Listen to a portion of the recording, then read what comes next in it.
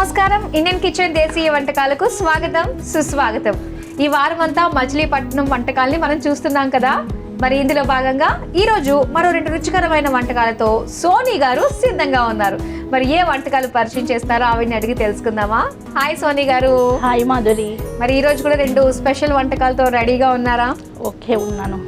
And మిమ్మల్ని ఒక విషయం అడగాలండి. చెప్పండి. ఏంటంటే ఇప్పుడు చాలా మంది హౌస్ వైఫ్స్గా ఉన్న వాళ్ళు, అబ్బా నేను నా కెరియర్ చూసుకుంటే బాగుంటుంది, ఆ కెరియర్ పాత్రలోకి వెళ్తే నాకు మంచి ఆపర్చునిటీస్ కొంచెం బాగుంటుంది కదా, నాకంటూ ఒక ఐడెంటిటీ వస్తుందని ఆలోచిస్తూ ఉంటారు. సో హౌస్ వైఫ్గా కెరియర్లో ఉన్న వాళ్ళకి ఏంటంటే అబ్బా హౌస్ వైఫ్ ఉండి ఇంట్లో పిల్లల్ని హస్బెండ్ని చూసుకుంటే బాగుంటుంది కదా అని. సో ఇప్పుడు మీరు హౌస్ వైఫ్గా ఉన్నారు, మీకు ఎలా అనిపిస్తూ ఉంటుంది? ఏమనిపిస్తుంది, పిల్లలతోటి కాలక్షేపం అయిపోతుంది. మా హస్బెండ్ని ఆఫీస్కి పంపిస్తుంటాను కదా, అప్పటితో మళ్ళీ ఇంట్లో పనులు అవి ఇవి రొటీన్ అయిపోతూనే ఉంటుంది మాధురి. అంటే మీకు అంత ఆలోచించుకోవడానికి కూడా అనిపించదా? ఈ పని చేసేమా అయ్యిందా అన్నట్టుగానే ఉంటారు. అందులో కూర్చుని ఆ గ్యాప్ లో ఇలా ఉంటే బాగుండేది కదా, మన చుట్టూ ఉన్న వాళ్ళు, మా పక్కింటి వాళ్ళ ఆఫీసులకి వెళ్ళి వస్తూ ఉంటుంది, వాళ్ళది బాగుంటుంది కదా అని ఎప్పుడు మీకు అనిపించలేదు? అనిపిస్తుంది, అప్పుడప్పుడు అనిపిస్తుంది. ఒక బ్రేక్ తీసుకోవాలనిపిస్తుంది.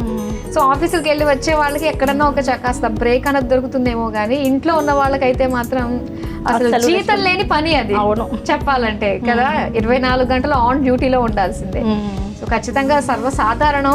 మరి అలాంటప్పుడు ఏం చేస్తారు అవన్నీ కూడా మనం మాట్లాడుకుందాం. వంటలు చేస్తూ ముందుగా అయితే ఏ వంటను పరిచయం చేస్తున్నారు? ఇప్పుడైతే నెత్తెళ్ళ కర్రీ చూపిస్తున్నాను మాధురి. నెత్తెళ్ళ కర్రీ, ఆహా చాలా చాలా బాగుంటుంది నెత్తెళ్ళ కర్రీ. సో దీని గురించి ఐడియా లేని వాళ్ళకి ఎలా ఉండబోతుందా అన్నది వంట చూస్తే మీకే అర్థమవుతుంది. మరి నేర్చేసుకుందాము నెత్తెళ్ళ కర్రీ. దీని తయారీకి కావాల్సిన పదార్థాలు ఏంటో ఇప్పుడు చూసేయండి.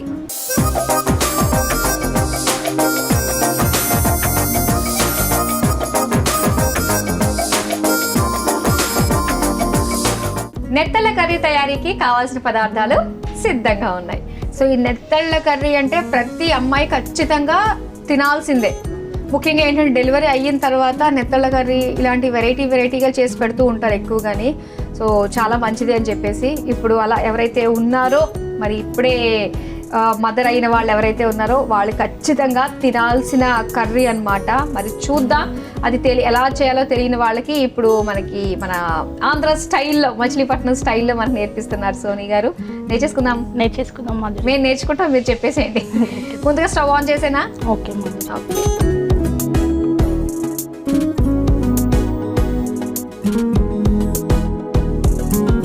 ముందుగా ఆయిల్ వేసుకుందాం. ఓకే. నాన్ వెజ్లో కొంచెం ఆయిల్ ఎక్కువ ఉంటేనే బాగుంటుంది. అవును.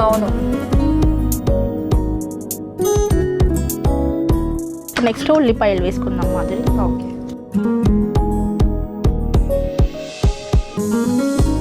గ్రేవీ కావాలనుకుంటే ఉల్లిపాయలు ఎక్కువ వేసుకోవచ్చు. కానీ ఒకప్పుడు ఉల్లిపాయలు కొద్దిగా వేసినా కూడా ఘాటు అది వచ్చేది. ఇప్పుడు ఏంటంటే అది కూడా ఎక్కువ వేస్తుంటే స్వీట్ అయిపోతుంది. అవును, స్వీట్ అయిపోతుంది. ఓకే, ఇవి కొంచెం మగ్గనిద్దాం. కొంచెం మనకి వేగితే బాగుంటుంది. మీరు మచిలీపట్నం వెళ్తే అక్కడ నుంచి ఏం తెచ్చుకుంటారు ఇక్కడికి? బందర్ లడ్డు. ఓ అంతే కదా. ఇంకా ప్రసాదాలు కూడా చాలా ఉంటాయి అక్కడ.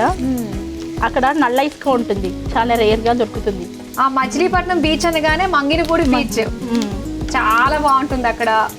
సో ఇక్కడ ఇప్పుడైతే ఎలా ఉందో కానీ అప్పట్లో అయితేనో అసలు ఆ బీచ్ దగ్గర అన్ని కూడా పక్కలు చేపలు పడుతూ ఉండేవాళ్ళు. ఒక పక్కనేమో మొత్తము అన్ని రకాల తినుబండారాలు, పిడతకంది పప్పు అని, వేయించిన పల్లీలు, అవన్నీ ఆ బీచ్ లో కూర్చొని అలా ఎంజాయ్ చేస్తూ తింటుంటే చాలా అసలు ఆ ఫీలే వేరు. కానీ అప్పుడప్పుడు ఏమనిపిస్తుంది అంటే ఆ ఎండు చేపల స్మెల్ ఇవన్నీ కూడా గాలి అలా వస్తున్నప్పుడు కాస్త ఇబ్బందిగా అనిపిస్తుంది. కానీ అక్కడ వాళ్ళకి అలవాటు పడిపోతుంది కదా. అవును. ఓకే, ఉల్లిపాయలు వేగాయి కదా. ఉల్లిపాయలు వేగాయి. నెక్స్ట్ అల్లం వెల్లుల్లి పేస్ట్ వేసుకుందాం.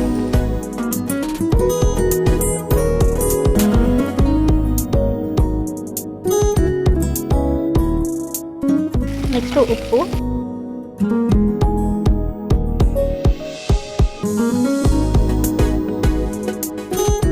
నెక్స్ట్ పసుపు వేసుకోవాలి మాధురి. ఓకే. పచ్చిమిర్చి కూడా యాడ్ చేసుకుందాం.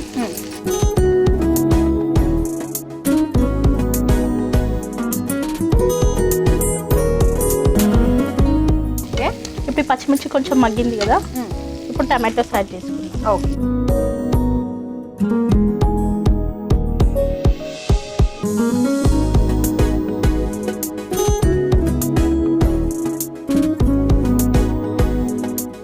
ఓకే, కొంచెం మనకి టమాటా మగ్గాలి కదా.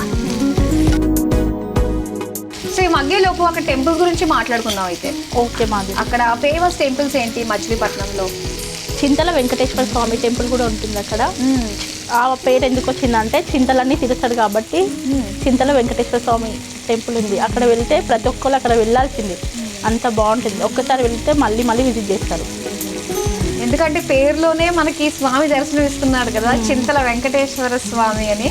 అలానే అక్కడ చింత చెట్టు కింద వెళ్తాడు అని చెప్పేసి చింత చెట్టు కింద వెళ్తారు. వెళ్తే ఖచ్చితంగా దర్శించుకోవాలి. ఖచ్చితంగా దర్శించుకోవాల్సిన ప్రదేశం అది. కానీ ఎక్కడికి వెళ్ళినా వెళ్ళకపోయినా కూడా విష్ణాలయాలు, వైష్ణవాలయాల దగ్గర కనుక వెళ్ళామంటే అవును. సో ఖచ్చితంగా అక్కడున్న ఆలయ సంపద అదంతా కూడా ఏంటంటే ఆ ఆర్కిటెక్చర్ ఖచ్చితంగా చూసి తీరాల్సిందే. ఆయన అలంకార ప్రియుడు అంటారు కదా, ఆయన టెంపుల్స్ కూడా అలానే ఉంటాయి. అవును, చక్కగా అలంకరించి చూడాలి అనిపించేటట్టుగా. ఓకే, టమాటాలు మగ్గాయి కదా? మగ్గినాయి.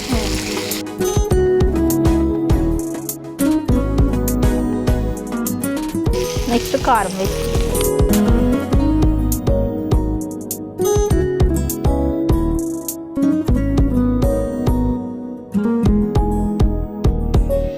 ఓకే. ఇప్పుడు కొంచెం వాటర్ వేసుకున్నాం మాదిరి.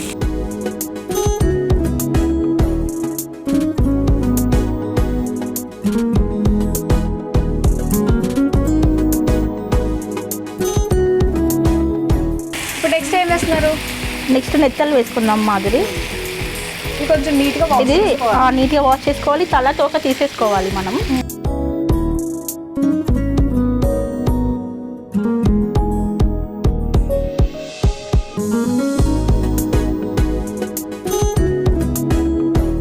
ముక్క లేకపోతే ముద్ద దిగదు అని చెప్పేసి వాళ్ళకి నాన్ వెజ్ ఏదున్నా అట్లీస్ట్ ఇలా నెత్తలతో అన్నా కూడా ఖచ్చితంగా వండుకుని తినాల్సిందే. అక్కడ నెత్తెళ్ళు, ఇవి పీతలు, ఎండు రొయ్యలు, ఎండు చేపలు అలా దొరుకుతుంటాయి కదా. వాళ్ళు రోజు వాళ్ళకి తక్కువలో వస్తుంది కాబట్టి రోజు యాడ్ చేసుకుంటారు అనమాట. ఏ కర్రీ చేసినా ఇవి యాడ్ చేసుకుంటారు. అవును, కానీ చాలా బాగుంటుంది. చాలా బాగుంటుంది, చాలా మంచిదంట ఇది ఆరోగ్యానికి కూడా. ఎండు చేపలు, ఎండు రొయ్యలు ఏదో అనుకుంటాం కానీ అవి ఆరోగ్యానికి చాలా మంచిది. కొంచెం వాటర్ వేస్తారా? ఇస్తాం.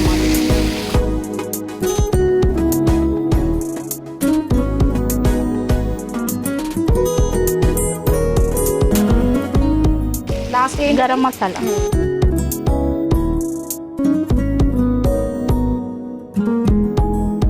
ధనియాల పౌడర్.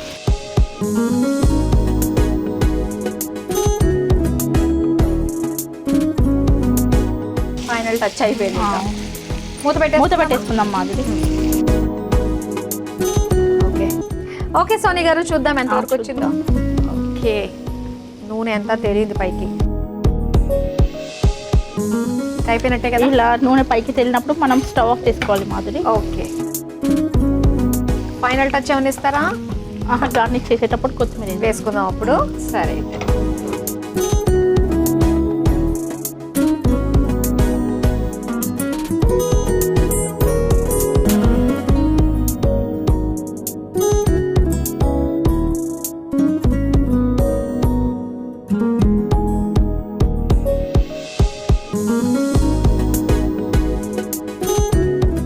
పైన కొత్తిమీర.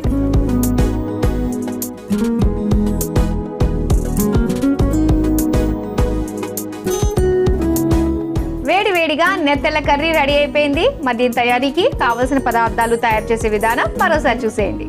నెత్తెల కర్రీ తయారు చేసుకోవడానికి కావలసిన పదార్థాలు: ఎండు చేపలు, ఉల్లిపాయలు, టమాటోలు, పచ్చిమిర్చి, కారం, ఉప్పు, ధనియాల పొడి, పసుపు, అల్లం వెల్లుల్లి పేస్ట్, జీలకర్ర పొడి.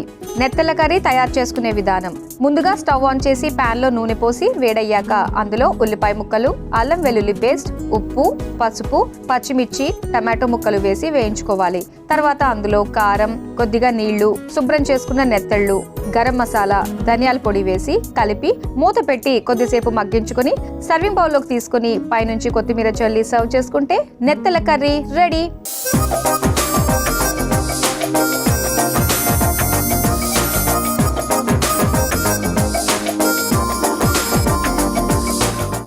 కర్రీ తయారీకి కావాల్సిన పదార్థాలు తయారు చేసే విధానం చూసారు కదా. ఇప్పుడు టేస్ట్ చేసి ఎలా ఉందో చెప్తాం. టేస్ట్ చేద్దామండి. ఓకే, స్పూన్ తీసుకో.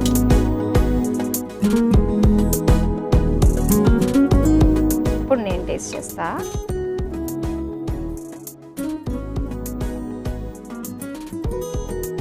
చాలా బాగుంది మాధురి. కదా, చాలా బాగా కుదిరిందండి, టేస్టీగా ఉంది.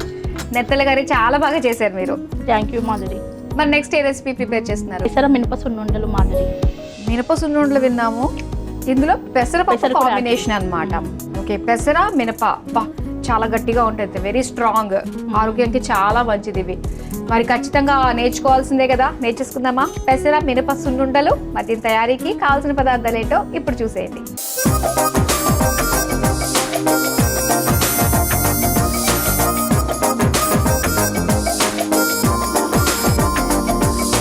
పెసర మినప సున్నుండలు తయారీకి కావాల్సిన పదార్థాలు సిద్ధంగా ఉన్నాయి. ఓకే, పెసరపప్పు, మినపప్పు, బియ్యం కూడా వేసుకుంటున్నాం మనం. బియ్యం కొన్ని లైట్ గా వేసుకుందాం మాధురి. ఓకే, చాలా పోషక ఆహారం కల గని ఇది మనకి రెసిపీ అనే చెప్పాలి. స్టార్ట్ చేద్దామా? మరి అయితే స్టార్ట్ చేద్దాం మాధురి. ముందు స్టవ్ ఆన్ చేసుకోవడమేనా? స్టవ్ ఆన్ చేయండి. సరే.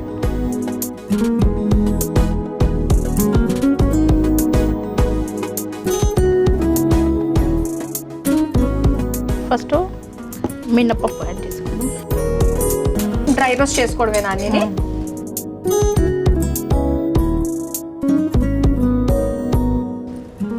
పెసరపప్పు, బియ్యం ఎక్కువ వేసుకోవద్దు, 1 టీ స్పూన్ వేసుకోవాలి. ఓ, చాలు. సో అక్కడ టెంపుల్స్ గురించి మనం మాట్లాడుకున్నాం కదా, ఇంకా అక్కడ చూడాల్సిన ప్లేసెస్ ఏమున్నాయండి? చూడాల్సిన ప్లేసెస్ బీచ్లో అది బోట్ రైడింగ్ బాగుంటుంది. ఓ, బోట్ రైడింగ్ కూడా ఉంటుంది అక్కడ. బోట్ రైడింగ్ బాగుంటుంది. అసలు మనం ఆ బీచ్ దగ్గర కూర్చున్నామంటే ఇంకా మనకి ఎక్కడ వెళ్ళబుద్ధి కాదు. కానీ ఏదో అనుకుంటాం కానీ అక్కడ అందరూ బీచ్ లేదని చెప్పేసి గోవాలకి అక్కడికి ఇక్కడికి వెళ్తూ ఉంటారు. లేదు, ఒకసారి విజిట్ చేస్తే మళ్ళీ మళ్ళీ వెళ్ళాలనిపిస్తుంది. అక్కడ మచిలీపట్నం మనకు దగ్గరలోనే కాబట్టి హ్యాపీగా అక్కడ స్పెండ్ చేయొచ్చు. అక్కడ మంచిగా స్పెండ్ చేయొచ్చు. అక్కడ చిరుతిండ్లు కూడా ఎక్కువ దొరుకుతుంటాయి మనకి. భోజన ప్రియులకి మంచిది. ఏదన్నా కూడా భోజనం పెట్టేదానికంటే చిరుతిళ్ళకి చాలా మంది టెంప్ట్ అవుతూ ఉంటారు కదా. పుష్కరాలు ఒకటి ఇంకా మెయిన్ అక్కడ. అచ్చా, కృష్ణ పుష్కరాలు. కృష్ణ పుష్కరాలు మొన్న రీసెంట్ గానే అయినాయి కదా. అవునవును, మళ్ళీ 12 సంవత్సరాలు వెయిట్ చేయాలి ఆ పుష్కరాలు రావాలంటే. వెళ్ళారా పుష్కరాలకి? మరి వెళ్ళాను.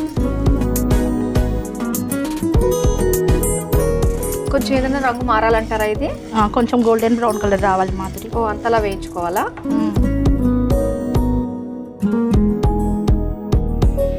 సో ఎప్పుడన్నా మీకు బిజీ లైఫ్లోని 24 గంటలు 24/7 వర్క్ చేస్తూ ఉంటారు కదా, బ్రేక్ కావాలి అని మిమ్మల్ని మీరు బలవంతంగా బ్రేక్ తీసుకుంటారు ఖచ్చితంగా. ఏం చేస్తూ ఉంటారు అప్పుడు మీరు రిఫ్రెష్ అవ్వడానికి? అమ్మ వాళ్ళ ఇంటికి వెళ్తుంటాం. అక్కడే కదా కాస్త రిలాక్స్ రెస్ట్ దొరికేది. ఓకే, వాళ్ళ ఇల్లు ఎక్కడ? చంద్రాయణ అని చెప్పేసి అన్నారు కదా. ఓకే, మనకు స్మెల్ వస్తుంది కదా మాధురి, వేగిన స్మెల్లో స్టవ్ ఆఫ్ చేసేసుకున్నాం. ఓకే, మిక్సీ జార్ తీసుకున్నాం. అది ఇవ్వండి.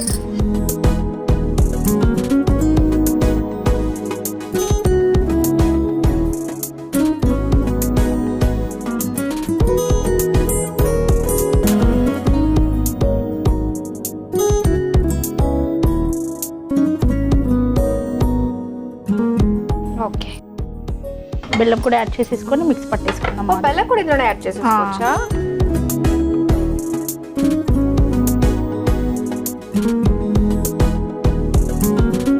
ఇదైతే వెళ్ళి చక్కగా మిక్సీ పట్టుకుని వచ్చేసాను.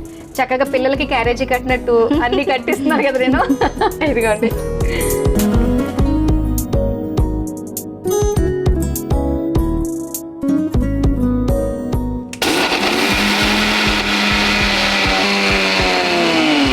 అయిపోయిందండి? అయిపోయింది మాధురి. తీసుకొచ్చేయండి. ఇలా అవ్వాలి మనకు. ఓకే, బెల్లం కూడా అన్ని వేసేసాం కాబట్టి ఇలా ఈజీగా రావాలి. బౌల్ ఇవ్వండి. ఇది వెయిట్ చేయాలి. చేసుకుందాం.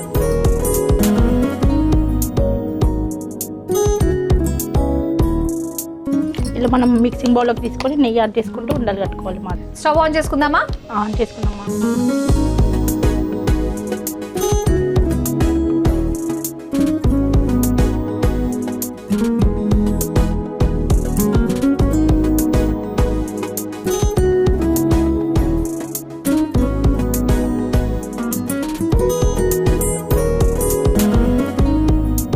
ఓకే, కరిగిపోయింది కదా, స్టవ్ ఆఫ్ చేసేసుకున్నాం.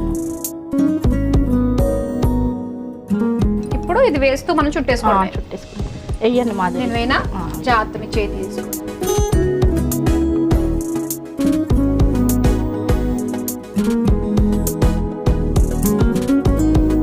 ఫస్ట్ స్పూన్తో మిక్స్ చేసుకుందాం ఇలా, ఎందుకంటే వేడిగా ఉంది కదా. అవునవును.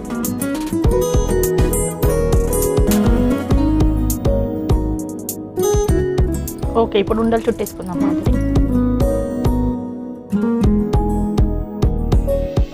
ఓకే సోని గారు, రెడీ అయిపోయినట్టే. రెడీ అయిపోయినట్టే మాది. ఇచ్చేసేయండి. రౌండ్గా వచ్చేసింది ఉండలు మనకి, చాలా బాగున్నాయి.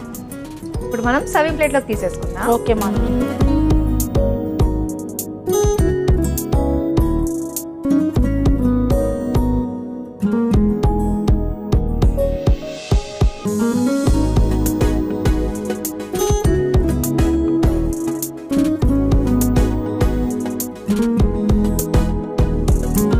చూసారు కదా, ఆరోగ్యానికి ఎంతో మేలు చేసే పెసర మినప సున్నుండలు రెడీ అయిపోయాయి. మరి వీటి తయారీకి కావలసిన పదార్థాలు తయారు చేసే విధానం మరోసారి చూసేయండి. పెసర మినప సున్నుండలు తయారు చేసుకోవడానికి కావలసిన పదార్థాలు: బెల్లం, మినపప్పు, పెసరపప్పు, బియ్యం, నెయ్యి. పెసర మినప సున్నుండలు తయారు చేసుకునే విధానం: ముందుగా స్టవ్ ఆన్ చేసి పాన్ లో మినపప్పు, పెసరపప్పు, బియ్యం వేసి వేయించుకుని మిక్సీ జార్లోకి తీసుకుని అందులో బెల్లం వేసి మిక్సీ పట్టుకుని మిక్సింగ్ బౌల్లోకి తీసుకోవాలి. ఇప్పుడు స్టవ్ ఆన్ చేసి పాన్ లో నెయ్యి వేసి కరిగాక మిక్సింగ్ బౌల్లోకి తీసుకుని కలిపి లడ్డూల్లా చుట్టుకొని సర్వింగ్ ప్లేట్లోకి తీసుకుని సర్వ్ చేసుకుంటే పెసర మినప సున్నుండలు రెడీ.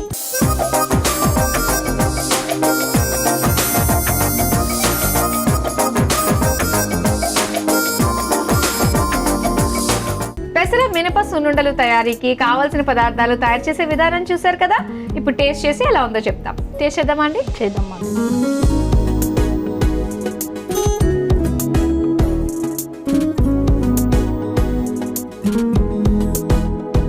నేను టేస్ట్ చేస్తాను.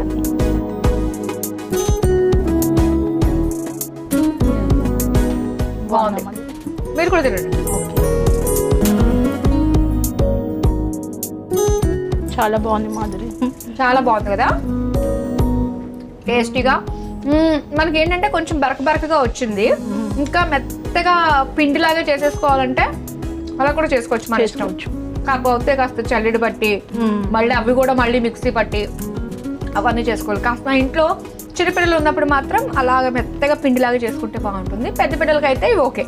స్వీట్ ఎక్కువగా ఉంటుంది కదా, స్వీట్ అంటే పిల్లలు ఇష్టంగా తింటారు కాబట్టి హ్యాపీగా తినేస్తారు, ఏ ప్రాబ్లం లేకుండా. అవునవును, చాలా బాగుంది, టేస్టీగా ఉంది, చక్కగా. Okay, thank you Madhuri. Tasty వంటకాలు పరిచయం చేసినందుకు thank you so much. Okay, thank you Madhuri. చూసారు కదండి, సోని గారు మనకి పరిచయం చేసిన మచిలీపట్నం ప్రత్యేక వంటకాలు చాలా చాలా బాగున్నాయి. నెత్తెళ్ళ కర్రీ, అలానే పెసర మినప సున్నుండలు. మీరు తప్పకుండా ట్రై చేయండి. ఇవాంటి మచిలీపట్నం ప్రత్యేక వంటకాలు. రేపు కూడా మరో 2 రుచికరమైన వంటకాలతో మళ్ళీ మీ ముందుకు వచ్చేస్తాం. Until then, bye.